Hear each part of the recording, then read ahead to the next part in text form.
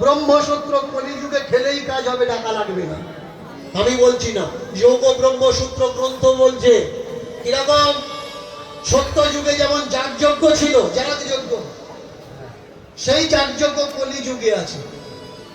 কোনটা? এটা। এদিক থেকে বাপুন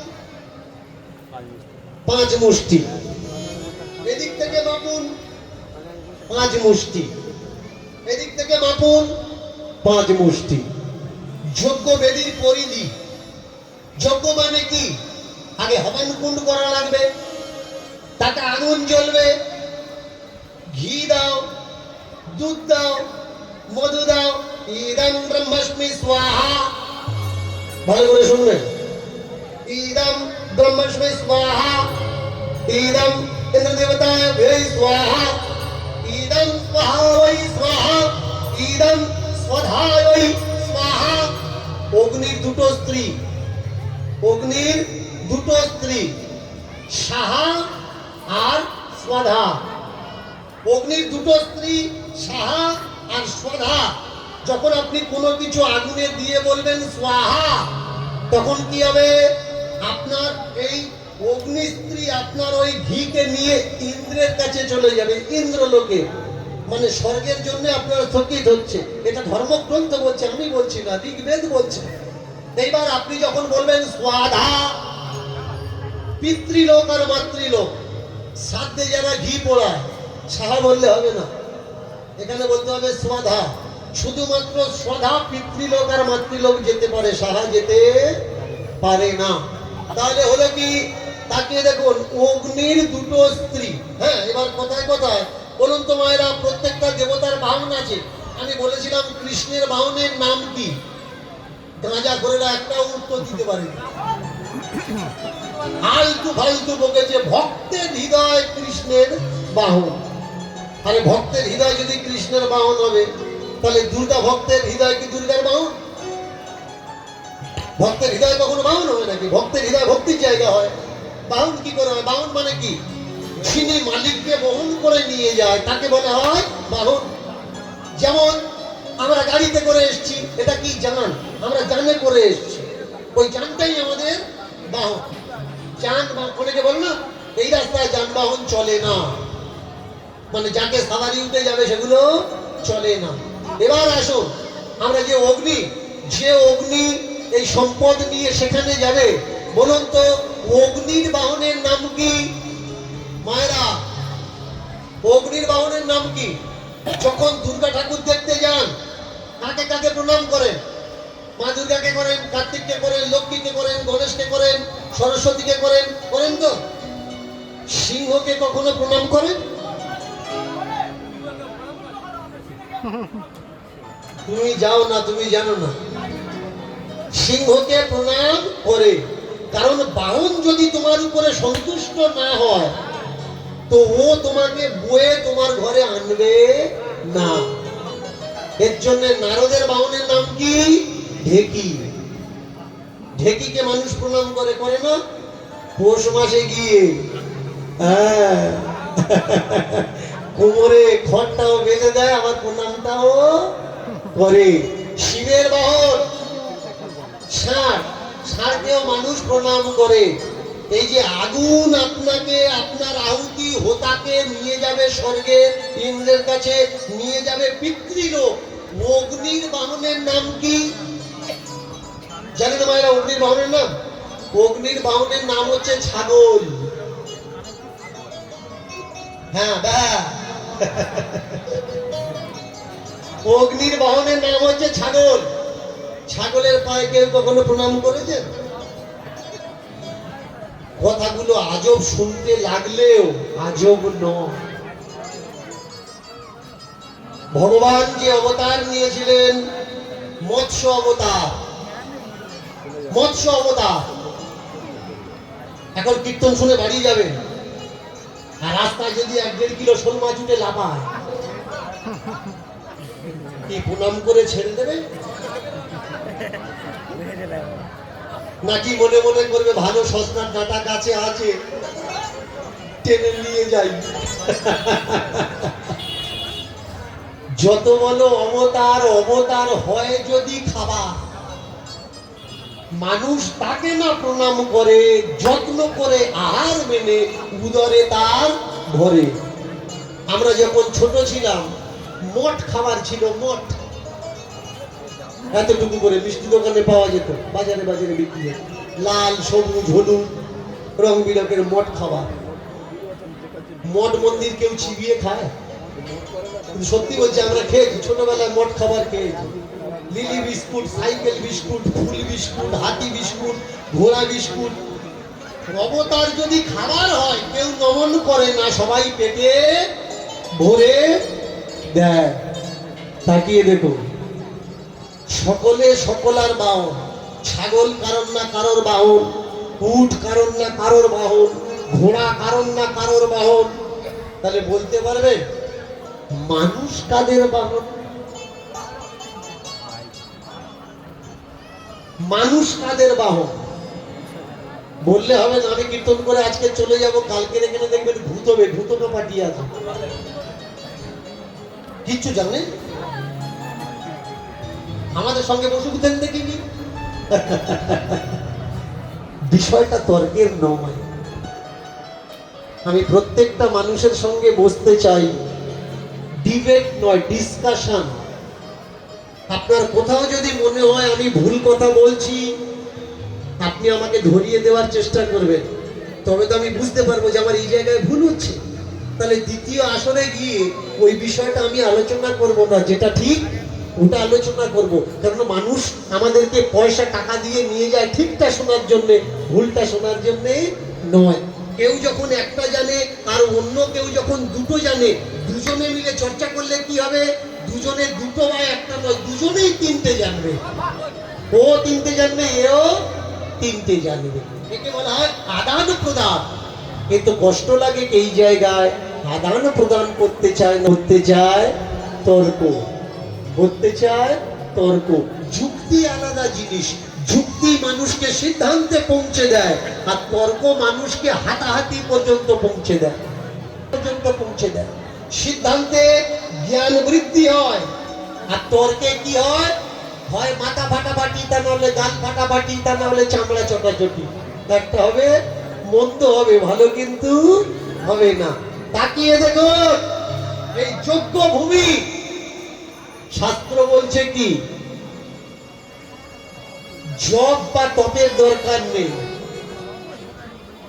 যজ্ঞ করলেই তোমার মুক্তি হবেই হবে। মুক্তি দুই প্রকার, একটা ক্ষণস্থায়ী মুক্তি আর একটা চিরস্থায়ী মুক্তি। ক্ষণস্থায়ী মুক্তি কি? ক্ষণস্থায়ী মুক্তি সুখকর, স্বর্গে বাস, বৈকুণ্ঠে বাস, শিবলোকে বাস, ক্ষণস্থায়ী।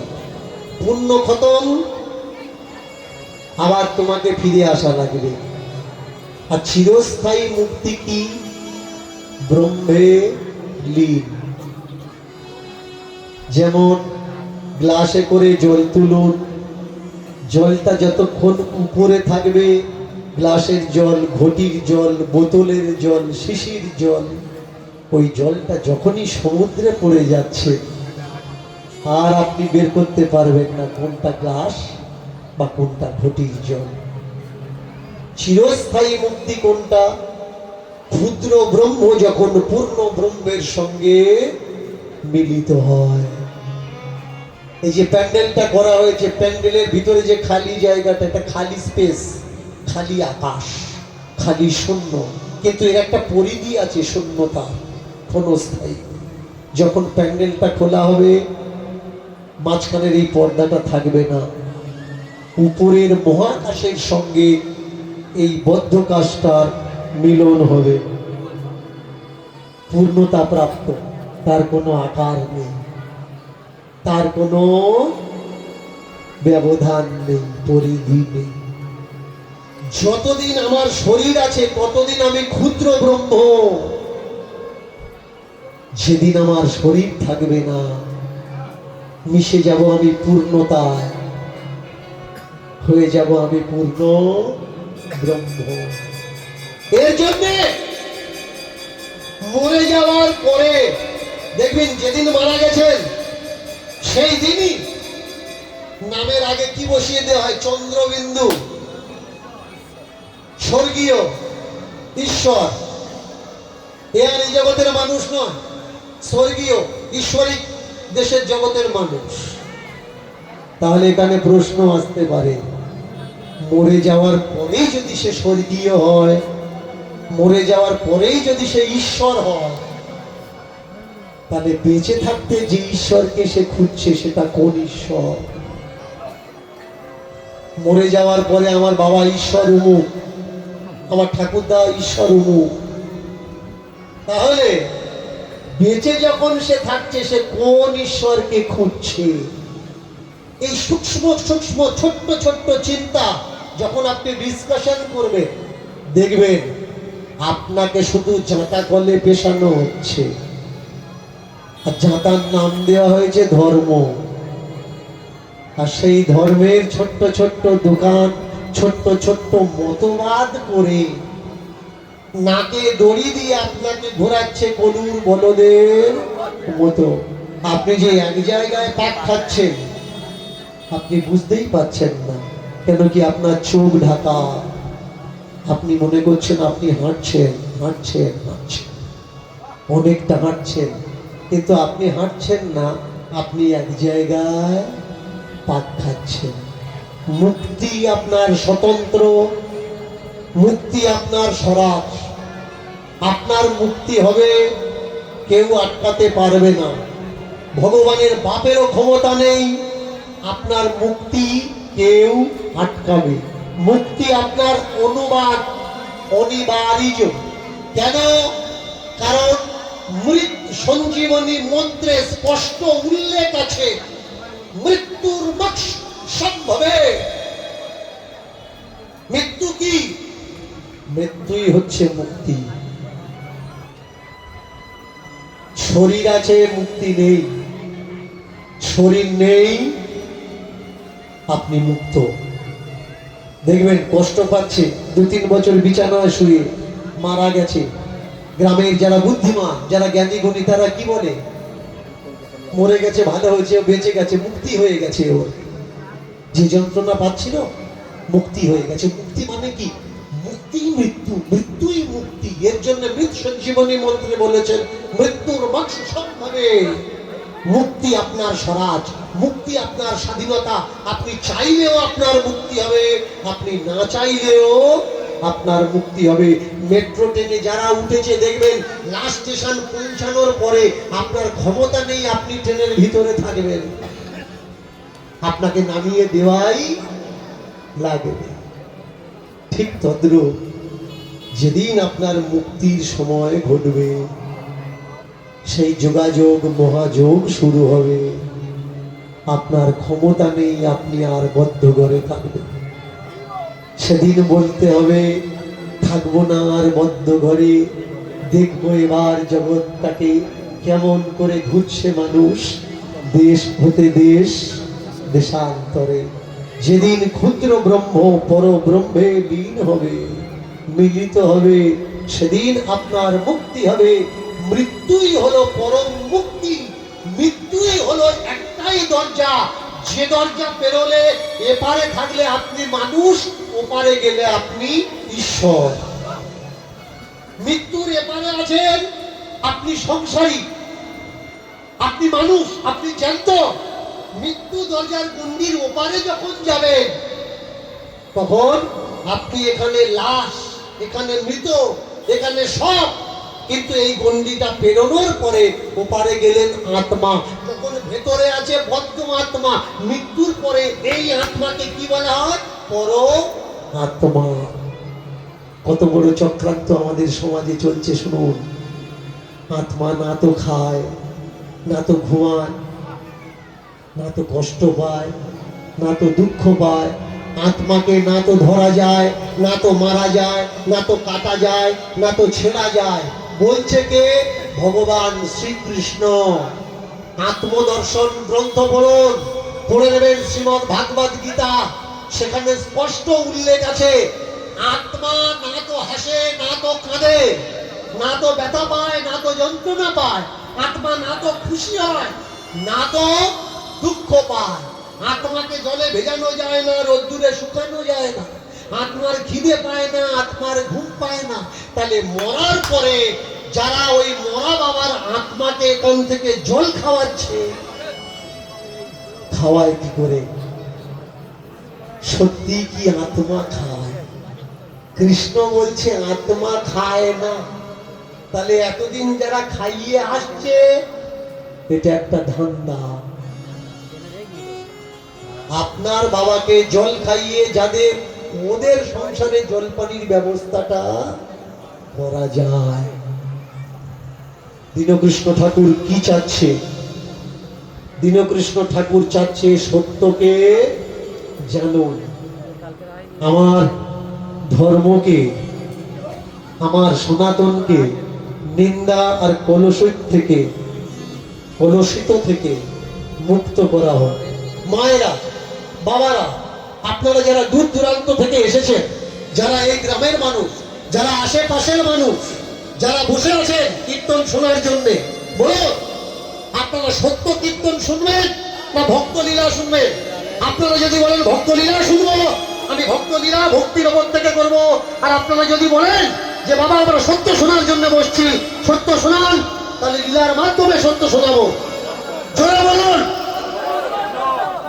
এক বাক্যে তো দ্বিমত নেই তো? ভালো করে মন দিয়ে শুনুন এবার। তাহলে বলুন, যারা বলছেন দীনকৃষ্ণ ঠাকুর শ্রাদ্ধ তুলে দিতে চাচ্ছে, আমার বাপ ঠাকুর তারা শ্রাদ্ধ করে আসছে, তাহলে আমরা কি করবো না?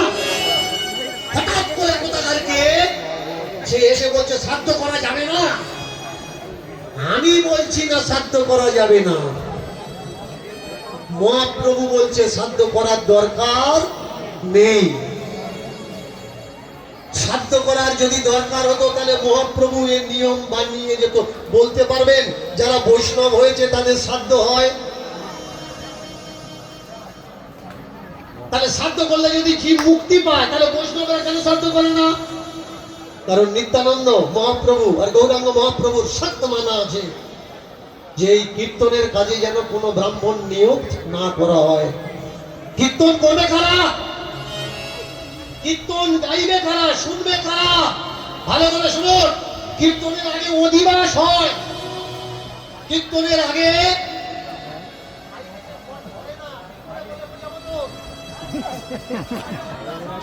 আগে অধিবাস হয়।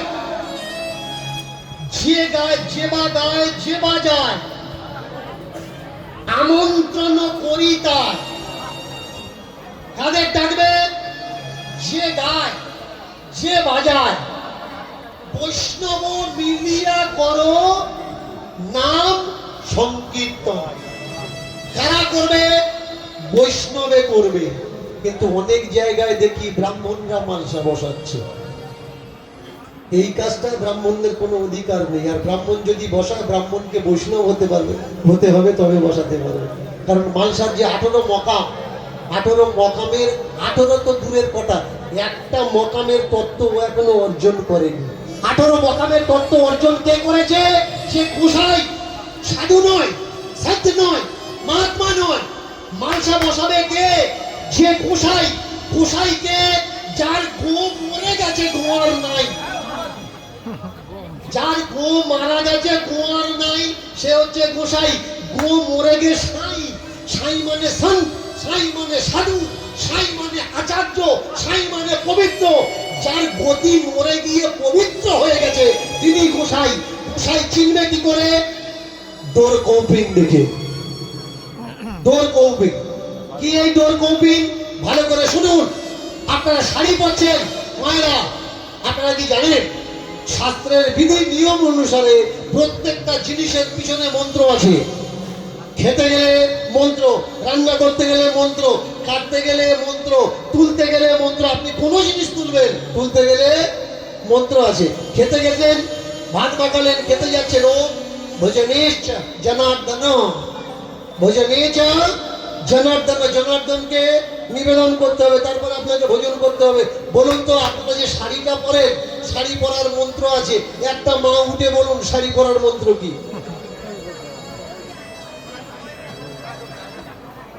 তাহলে এত বছর কীর্তন শুনছেন, কীর্তন দিচ্ছেন, কারোর কাছ থেকে তো জেনে নিতে পারতেন।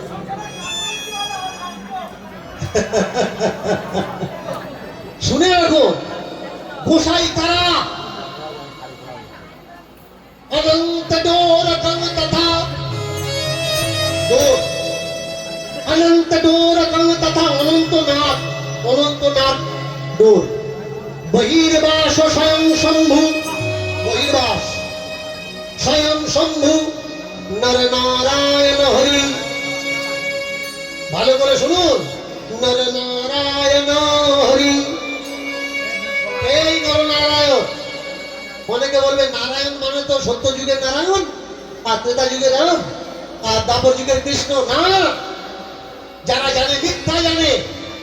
সত্য যুগের নারায়ণ কখনো রাম হয়নি। কৃষ্ণকে মহাভারত পড়বে, মহাভারতের লাস্টে গিয়ে দেখবেন বাংলা অনুবাদ শটে মহাভারত আছে, এখানে আছে নর নারায়ণের প্রসঙ্গ। নর নারায়ণকে সত্য যুগের নর নারায়ণ ঋষি দাপর যুগে কৃষ্ণ আর অর্জুন হয়ে জন্মেছেন। দাপর যুগের কৃষ্ণ আর অর্জুনকে, সত্য যুগের নর নারায়ণ দুই ঋষি। তাহলে রাম সত্য যুগ, ত্রেতা যুগে রাম জন্মেছে, রাম তাহলে দাপর যুগে কে হলো? হালুয়া টাইট হয়ে যাবে বলতে গেলে যে রাম দাপর যুগে কে হয়ে জন্মেছে। বললে হবে না রাম কৃষ্ণ হয়ে জন্মেছে। কোথায় লেখা আছে? মহাভারত বলছে, মহাভারত বলছে কৃষ্ণ আর অর্জুনকে সত্য যুগের নর নারায়ণ ঋষি। তাহলে ত্রেতা যুগের রাম দাপর যুগে কি হয়ে জন্মালো? এর জন্য পড়াশুনো করা লাগবে। আমি আপনাদের প্রশ্ন দিই, কেন প্রশ্ন দিই? প্রশ্নের উত্তর খোঁজার জন্য অন্তত ধর্মগ্রন্থটা পড়বে। আর ধর্মগ্রন্থটা পড়তে গেলে আপনি যখনই পড়বেন, আমাকে আর টাকা লাগবে না, আমার আর চেল্লানো লাগবে না, আপনার গ্রামে এসে চিৎকার করা লাগবে না। সত্য শুনবেন না মিথ্যে শুনবেন, মিথ্যা শুনবেন না কল্পনা শুনবেন। জানেন আজকের সমাজটা কোথায় চলে গেছে? ভগবান শ্রীকৃষ্ণের নামে মহাভারতে, ভাগবতে হাজারো কলঙ্ক দেওয়া হলো। প্রবাস খণ্ডে, ব্রহ্মবৈবর্ত পুরাণে ভগবান শ্রীকৃষ্ণকে পাতার থেকে পা পর্যন্ত কলঙ্কে আচ্ছাদিত করা হলো। বলুন, শুয়োর খাওয়া পাপ না অন্যায় নাকি পুণ্য? মায়েরা বলুন, শুয়োর খাওয়া ভালো নাকি খারাপ? জোরে বলুন। সনাতন ধর্মের মানুষের শুয়োর খাওয়া উচিত? উচিত নয়। শুধু সনাতন ধর্মে কেন, কোন ধর্মের মানুষের শুয়োর খাওয়া উচিত না। শুয়োরের ভিতরে এমন একটা জিন আছে, যে জিন আপনার বডিকে সুপার পাওয়ার বানিয়ে দেয়। হঠাৎ আপনার মৃত্যু হবে না।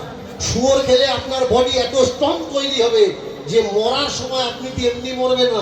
শুকরকে মারতে গেলে যেমন শুকর দুগ্ধে দুগ্ধে মরে, আপনিও তেমন দুগ্ধে দুগ্ধে মরবেন। তাই এমন খাবার খাও যে খাবার সহজে ডাইজেস্ট হয়, তাহলে সহজে তুমি মরবে।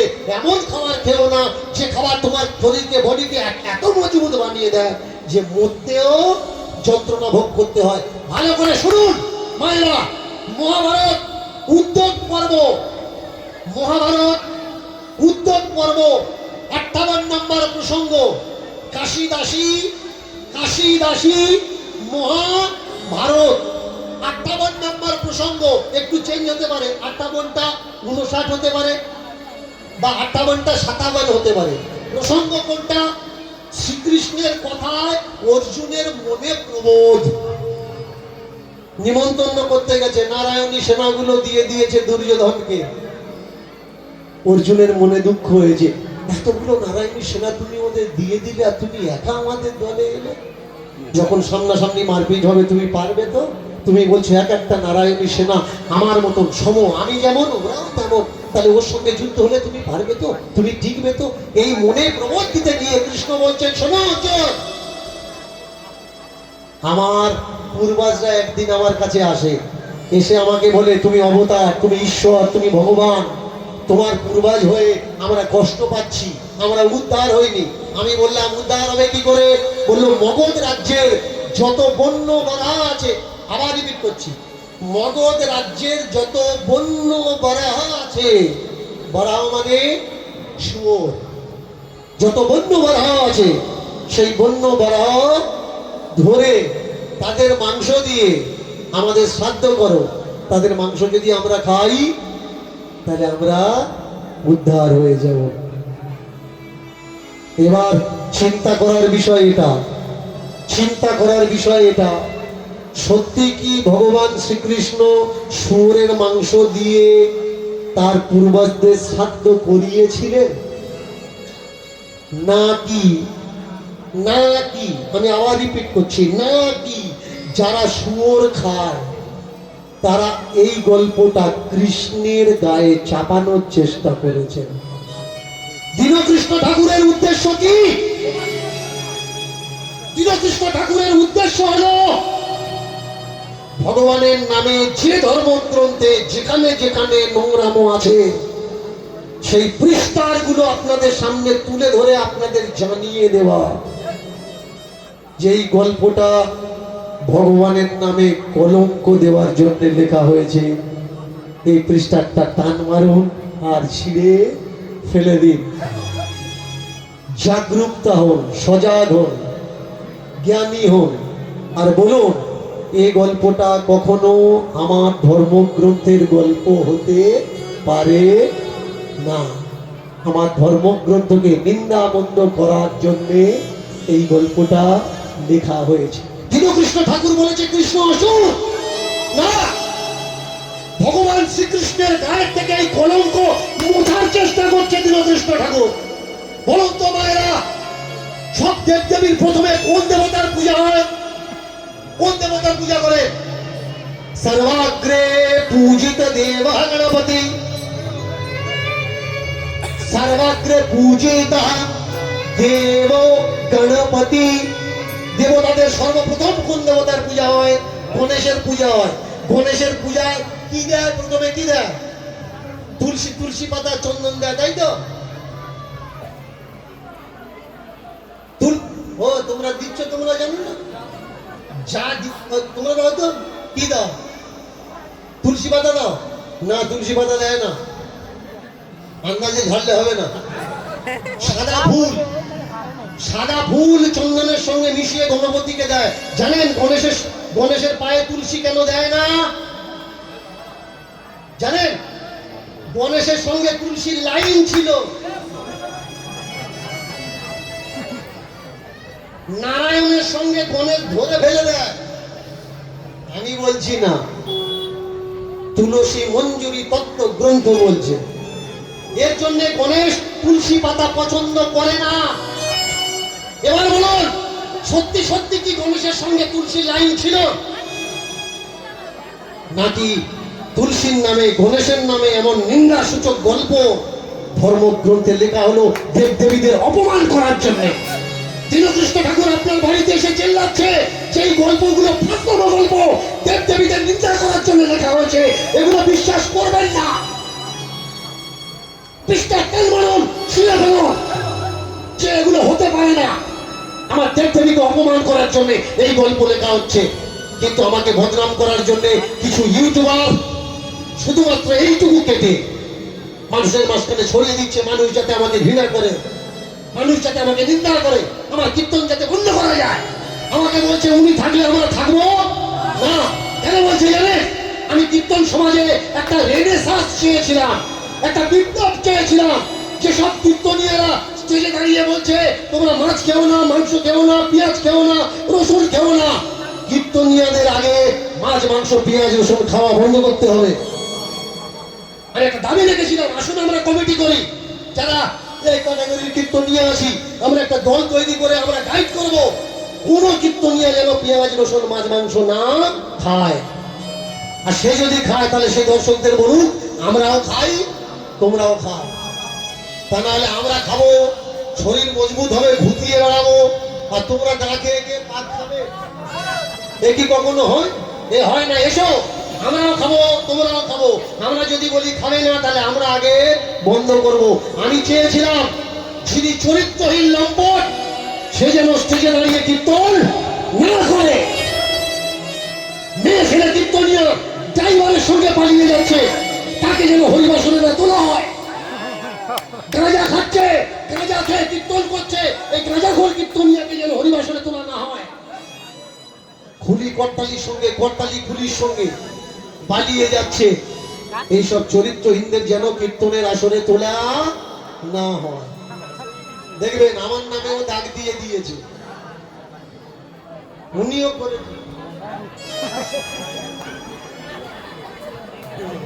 কোনো এভিডেন্স, কোনো প্রমাণ আছে? বা যার নিয়ে পালিয়েছি সে বলেছে, বা তার স্বামী বলেছে, বা তার পরিবারের কেউ বলেছে? কিন্তু আমাকে দোষ দিল। কারা দোষ দিল? যারা চায় না এই নিয়মটা কীর্তন জগতে চালু হোক। এরা আমাকে জানাতে চাইলো কেন? আমি বলে দিলাম, অষ্টকালীনের নাম করে এক জিনিস আসলে করা যাবে না। যদি করো তাহলে পড়াশুনো করো, পাড়ায় এক থাক, কিন্তু তত্ত্ব এবং তথ্য আলাদা হোক। মানুষ জানুক প্রকৃত সত্য কোনটা। এরা আমার বিরোধ করেছে, এই বিপ্লব কীর্তনে আনতে দেয়নি। আমাকে এরা আলাদা করে দিতে চেয়েছে, যে তুমি আলাদা হয়ে যাও। দীনকৃষ্ণ ঠাকুরের উদ্দেশ্য কি? দীনকৃষ্ণ ঠাকুরের উদ্দেশ্য সনাতন ধর্মকে বাঁচানো, নষ্ট করা নয়।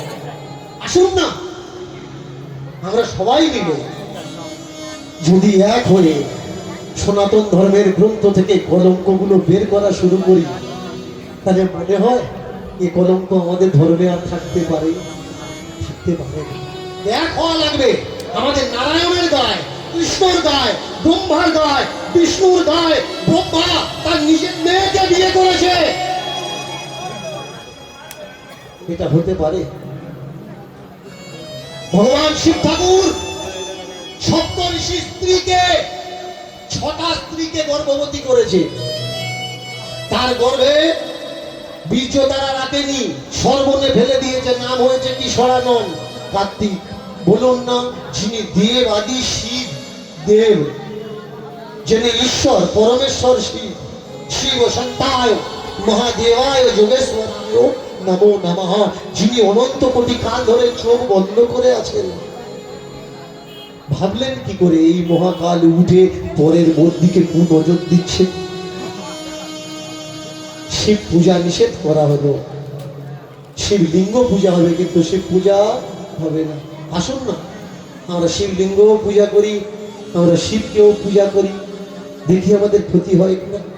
আমরা শিব পরিবারকেও পূজা করি, আমরা একসঙ্গে বলি ওম সত্যম শিবম জ্ঞান বিগ্রহম শান্ত মহেশ্বরং নমো নমঃ। ওম প্রজাপত্যৈ দেবী, ওম প্রজাপত্যৈ দেবী শিবায় সন্তায় ভৈ নমো নমঃ। ওম শিব পরিবারায়, ওম হিমালয় পতায় ভৈ নমো নমঃ। কই আমি শিব পূজা করি, শিবের মন্ত্র বলি, কই আমার তো কোনো ক্ষতি হয় না। তাহলে আপনাদের কেন ক্ষতি হবে? আমি জানাতে চাচ্ছি, চিৎকার করে করে আপনাদের দরজায় আসুন, সনাতনকে বাঁচান। তা নাহলে সনাতন একদিন ইতিহাসে লেখা থাকবে। মোবাইলে সার্চ করতে হবে সনাতন ধর্ম বলে কোনো ধর্ম আছে। তাকিয়ে দেখুন, সে ভক্ত হয় সে মানুষের দরবারে নয়, বেঁচে থাকে আশ্রয় বা সাশ্রয়ের জন্য না, বেঁচে থাকে শুধুমাত্র খাওয়ার জন্যে। দুটো হলেই হবে, বেশি আমি খাবো না। একটা পাখি 1 বস্তা খাবার ফেলে দিন, সব খায় না, যতটুকু দরকার ততটুকু নেয়। একটা যোগী, একটা তপস্বী রাশিকৃত খাবার দিন, ওটা নেয় না, যতটুকু প্রয়োজন ওইটুকু নেয়, বাকিটা আপনাকে ফেরত দেয়। আজকে মনোহর দাস চলেছেন জগন্নাথের দিকে, আর জগন্নাথ